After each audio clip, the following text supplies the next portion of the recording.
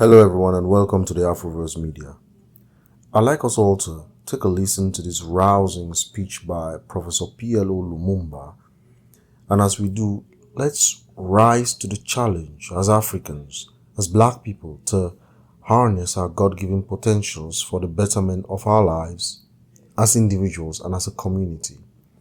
Because until and unless we do, Black people around the world will never be accorded the respect that we deserve. Also, as we get into the video, I'd like you to please subscribe to the channel for more content like this, turn on post notifications, and leave your thoughts in the comment section below. When I look at Africa, many questions come to mind. Many times I ask myself, what would happen if Mwalimu were to rise up and see what is happening?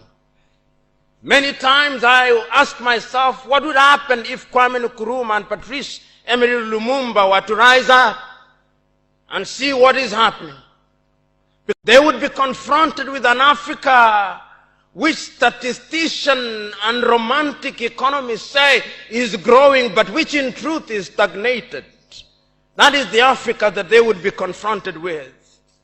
They would be confronted with an African which, as Professor Mlama intimated in our presentation here, is an African which is suffering from schizophrenia. He does not know herself. They would be confronted with an African whose young men and women have no interest and low love for their continent. They would be confronted with an Africa where young men and young women are constantly humiliated at the embassies of European countries and at the United States of America as they seek the almighty green card. They would be confronted with an Africa where young men and women from Niger, Nigeria, Senegal, Mali, and Mauritania drown in the Mediterranean as they seek to be enslaved in Europe. This time round, Africans are not wailing and kicking as they are being taken away to be enslaved. They are being seen wailing and kicking as they seek to be enslaved in Europe and America. This is the tragedy of Africa. They'll be confronted with an African where people have lost their self-pride. An Africa where Africans are not proud of their things. An Africa where in the hotels of Dar es Salaam or Nairobi, even food has foreign names. When we fry potatoes, we call them French fries, even when they are fried in Dar es Salaam. That is the Africa that they would be confronted with. They would be confronted with another Africa. An Africa which does not tell her story. An Africa whose story is told by Europe and America, the CNN, Radio Deutsche Welle, Radio France. That is the Africa they would be confronted with. They would be confronted with the young men and women who have no pride in Africa. When they want to enjoy themselves, they sing the praises of football teams from Europe and America. It is Manchester United. It is Arsenal. It is Real Madrid. And Barcelona, not Yanga, not Mufulira Wanderers, not Gor Mahia, not FC Leopards. No. That is the Africa that they would be confronted with. They would be confronted with an Africa which does not enjoy its theater and drama. That Africa celebrates Leonardo DiCaprio. It celebrates Angelina Jolie and Brad Pitt.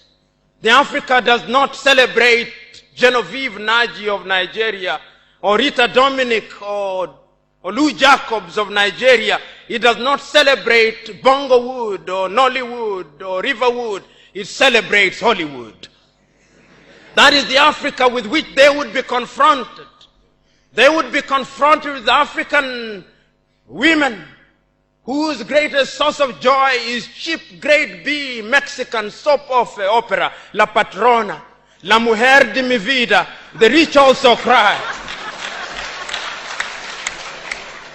Why must we remind ourselves of these realities?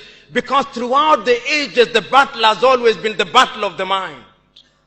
And if your mind is conquered, then you are going nowhere. And that is why in the ages of enlightenment in Europe, the great René Descartes said, cogito ergo sum, I think, therefore I am. And therefore, if Africans are to begin to make a contribution in their affairs, Africans must begin to think. But the question is, are we thinking? We have universities in their numbers. Tanzania has universities including Dar es Salaam. Nairobi has universities, as indeed Kampala, as indeed South Africa, Johannesburg. We have all these universities. We have engineers. But our roads are not being made by Tanzanian civil engineers. It is the Chinese who are present in this assembly who are making our roads.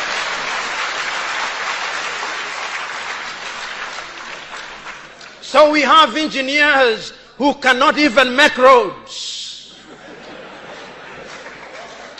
We have doctors whom we have trained.